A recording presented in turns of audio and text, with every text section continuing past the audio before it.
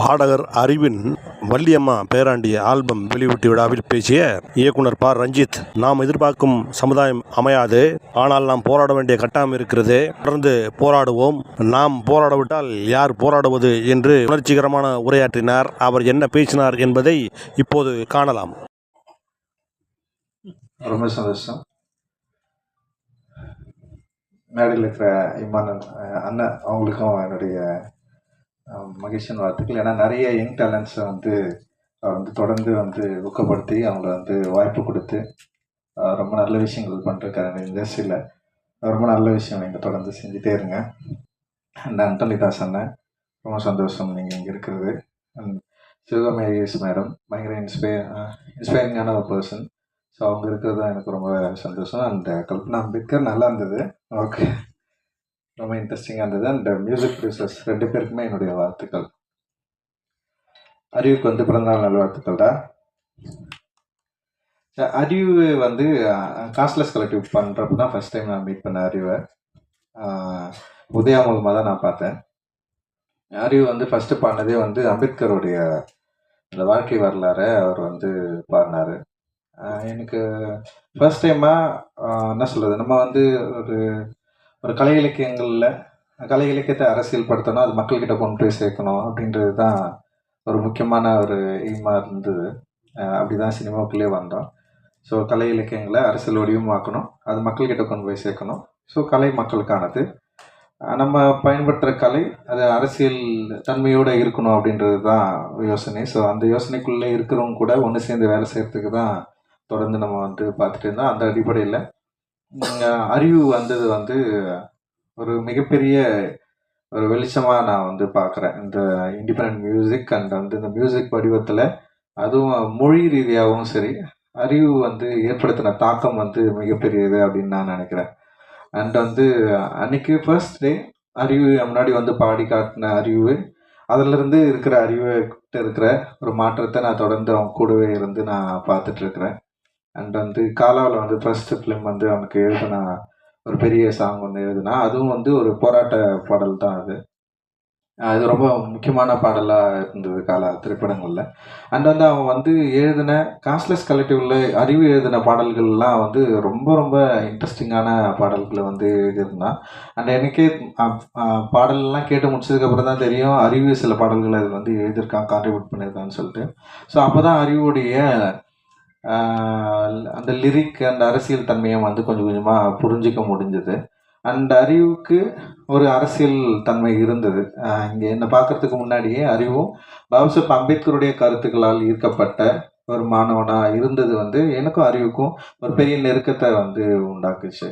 So அதன் அடிப்படையில் தான் அறிவு கூட ரொம்ப நெருங்க முடிஞ்சது. ஆனால் அதே நேரத்தில் அரசியல் தன்மையை, அரசியல் கருத்துக்களை எப்படி எளிய வடிவமாக மாக்கி மெயின் ஸ்ட்ரீம் பிளாட்ஃபார்மில் ஆடியன்ஸை கனெக்ட் பண்ணுறது, இது ஒரு பெரிய சவால். ஆக்சுவலி இப்போ நான் திரைப்படம் எடுக்க வரப்போ கூட நம்ம கதை, அப்புறம் நம்ம யோசிக்கிற அரசியல் தன்மை இங்கே இருக்கிற மெயின் ஸ்ட்ரீம் ஆடியன்ஸ் கனெக்ட் பண்ணுமா, இவங்க அக்செப்ட் பண்ணுவாங்களா இல்லையா? ஏன்னா மெயின் ஸ்ட்ரீம் அப்படின்றதே சந்தைப்படுத்துதலில் தான் மெயின் ஃபோக்கஸாக இருக்குது. அண்ட் அதை வணிகம் மயமாக்குதல், இல்லை அது வணிகத்துக்கு உட்பட்டு இருக்கா, இங்கே சந்தைப்படுத்துறவர்கள் யார், சந்தையில் யார் பொருள் வாங்குறது, ஸோ இது மாதிரி நிறைய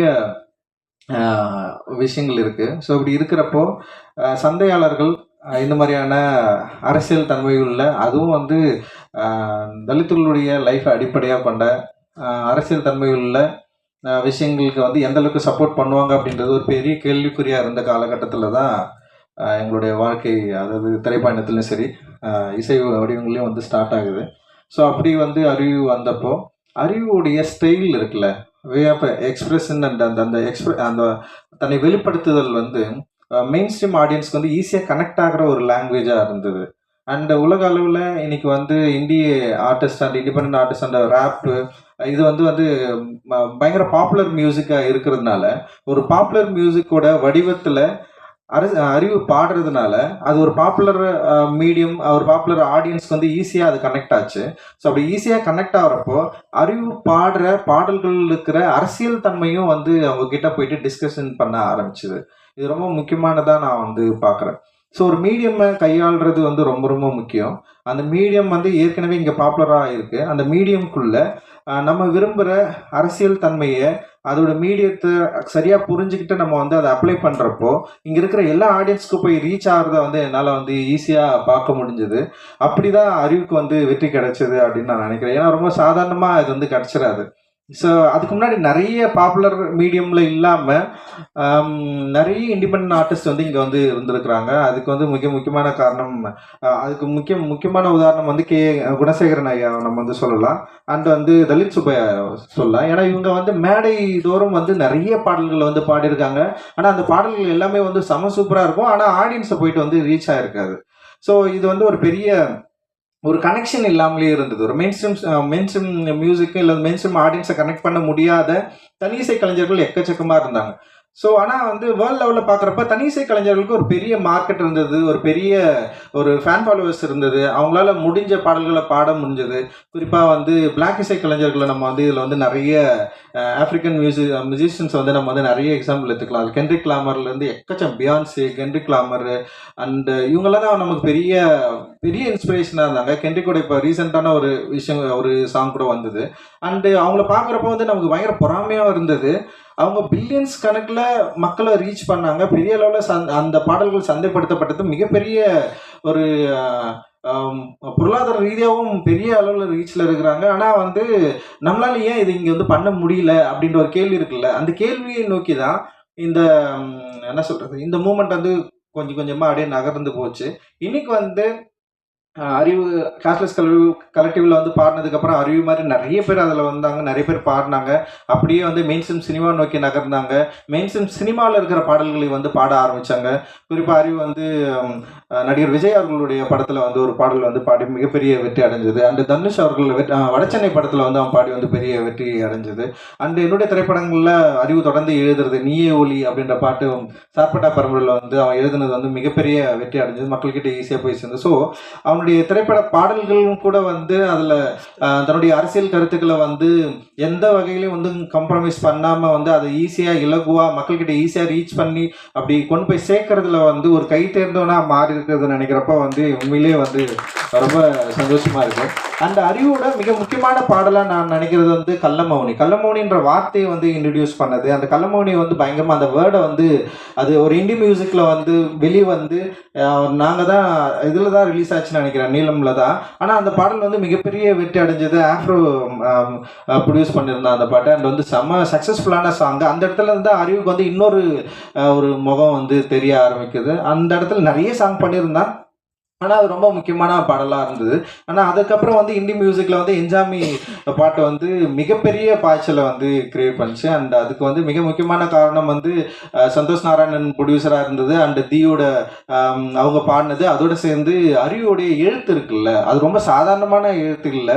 அந்த எழுத்து வந்து ஒரு பல தலைமுறைகளுடைய குரல்களை வடிவத்தை என்ன சொல்கிறது, ஒரு பெரிய அரசியலை வந்து வார்த்தைகளை மாற்றி குழந்தைங்க கிட்ட கூட ஈஸியாக ரீச் பண்ண முடிய அளவுக்கு வந்து அதில் ஒரு பெரிய ஒர்க்கு வந்து நிகழ்ந்தது.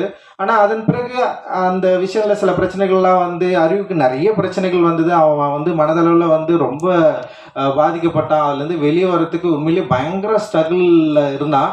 அந்த ஸ்ட்ரகிளுக்கான பதில் தான் இந்த 12 பாடல்கள் அப்படின்னு சொல்லிட்டு நான் வந்து சொல்லுவேன். அவன் லைஃப்பில் அவன் ஏன்னா ரொம்ப சென்சிட்டிவானவன், ஈஸியாக எமோஷ்னலாக ஆகிடுவான். ரொம்ப இப்போ எப்படி பாடல்கள் வந்து அவனுக்கு வந்து ஒரு தீப்பொறி மாதிரி பயங்கரமாக பவர்ஃபுல்லாக பாடுவான், ரொம்ப இமோஷ்னலாக லவ் அப்படியெல்லாம் இருக்கிறான்ல. ஆனால் வந்து நேரடியாக பார்த்தா சின்ன குழந்தை தான் அவன். ஆனால் வந்து அப்படியே நம்ம தாளாட்டி அப்படியே ஓகேடா விட்றா, ஒன்றும் இல்லைடா அவனுக்கு வந்து அப்படியே அழகாக இலகுவாக புரிய வச்சு இதெல்லாம் ஒன்றும் இல்லைடா, இதை நம்ம ஃபேஸ் பண்ணி தான் ஆகணும்டா அப்படின்னு சொல்லி. ஏன்னா சமூகத்தில் நிறைய இஷ்யூக்கள் நடக்குது, நிறைய பிரச்சனைகள் நடக்குது. நம்ம வந்து ரியாக்ட் பண்ணிக்கிட்டே இருக்கிறோம். ரியாக்ட் பண்ண வந்து என்னென்னா நம்ம டைல்யூட் ஆகிட்டே இருக்கிறோம். ஏன்னா நம்ம கோவப்படுறது மூலமாகவோ இல்லை வந்து உணர்ச்சி வசப்படுறது மூலமாகவோ இல்லை வந்து நம்ம விரும்புகிற மாதிரியான ஒரு சமூகம் இங்கே வந்து அமைந்துருமோ அப்படின்னு எதிர்பார்க்கலாம். ஆனால் அப்படி இருக்கிறதுக்கான வாய்ப்பு இங்கே இல்லவே இல்லைல்ல. மனிதர்கள் வந்து பல வித்தியாசமான எண்ணங்களும் உணர்வுகளும் கொண்டவர்கள். அவர்கள் வந்து நம்ம வந்து ஒரு கேட்டகரியில் வந்து கேட்டகரைஸ் பண்ண முடியாது. ஆனால் அறிவு ரொம்ப சிம்பிளாக அவங்ககிட்ட இருந்து எல்லாரையும் பார்ப்பான். அவனை மாதிரி எல்லாரும் இருக்கணும்னு நினைப்பான். அப்படி எல்லாரும் இருக்கிறதுக்கு வாய்ப்பே இல்லைல்ல. ஸோ அப்படி இருக்கிறப்போ வந்து அறிவுக்கு நிறைய அவனுடைய பர்சனல் லைஃப்பில் அந்த அவனுடைய மனதில் நிறைய பிரச்சனைகள் உருவாச்சு. அந்த நிறைய பிரச்சனைகள் வரப்போ அவன் வந்து இந்த மியூசிக் வந்து இதை கண்டினியூ பண்ணலாமா வேணாமான்ற அளவுக்கெல்லாம் வந்து அறிவு வந்து ஒரு டைமில் வந்து யோசிக்க ஆரம்பித்தான். ஆனால் வந்து அறிவு வந்து தொடர்ந்து என்கிட்ட அடிக்கடி வந்து அவன் பேசுவான். அவனுடைய வேலை என்னன்றதை மட்டும் நான் கொஞ்சம் நான் அவன்கிட்ட வந்து ஷேர் பண்ணியிருக்கிறேன். இது ஏன் முக்கியமான வேலை, நம்ம ஏன் இதை பண்ணணும், நம்ம பண்ணலைன்னா வேறு யார் பண்ணுவாங்க, இது இன்னொருத்தர் வந்து பண்ணுறதுக்கு வந்து எவ்வளோ காலம் ஆகும். ஸோ இது அப்படி நம்மளால் விட்டு போயிட முடியாது. இது ஒரு ஃபைட் தான். இந்த ஃபைட் வந்து சாதாரண ஃபைட் கிடையாது. இது வந்து பல நூற்றாண்டு காலமாக நடந்துட்டு இருக்கு அப்படின்னு நான் சொல்லுவேன். நான் பாபா சாஹேப் அம்பேத்கர் வந்து இதை ரொம்ப சூப்பராக சொல்லியிருப்பார். இந்தியாவோட வரலாறு என்பதே வந்து பௌத்தத்துக்கும் பார்ப்பனியத்துக்குமான போர் அப்படின்னு சொல்லுவார். ஸோ இது வந்து கிட்டத்தட்ட ஒரு போர். இந்த போரில் வந்து நம்ம எல்லாம் வந்து ஒரு சின்ன ஒரு சோல்ஜர்ஸ் மாதிரி வந்து நம்ம நிற்கிறோம். நம்ம இல்லைனாலும் வேற ஒருத்தர் வருவாங்க. ஆனால் நமக்கு ஒரு ஸ்பேஸ் இப்போ கிடச்சிருக்கு. அந்த ஸ்பேஸை நம்ம கரெக்டாக யூட்டிலைஸ் பண்ணிக்கிட்டு நம்ம விரும்புகிற, நம்ம நினைக்கிற ஜனநாயகத்தன்மை வாய்ந்த ஒரு சமூகத்தை உருவாக்குவதற்கு நம்மளால் முடிந்த அளவுக்கு நம்முடைய ஆர்ட்டை வந்து நம்ம வந்து பயன்படுத்தணும் அப்படின்றது தான் மேக்ஸிமம் வந்து எனக்கும் அறிவுக்குமான டிஸ்கஷன் இருக்கும். அண்ட் அது வந்து அறிவு வந்து தன்னுடைய இந்த 12 பாடல்களை உருவாக்கி நிறைய பாட்டு வச்சுருக்கான். அதில் 12 மட்டும் தான் இப்போ வந்து ரிலீஸ் பண்ணுறான். எனக்கு ரொம்ப ஆச்சரியமாக இருந்தது, எப்படி இவனால் 12 பாடல்கள் இவனால் வந்து உருவாக்க முடிஞ்சுது அப்படின்னு சொல்லிட்டு. இன்னொன்று, இது அவனுடைய போராட்டம் தான் அப்படின்னு நான் நினைக்கிறேன்.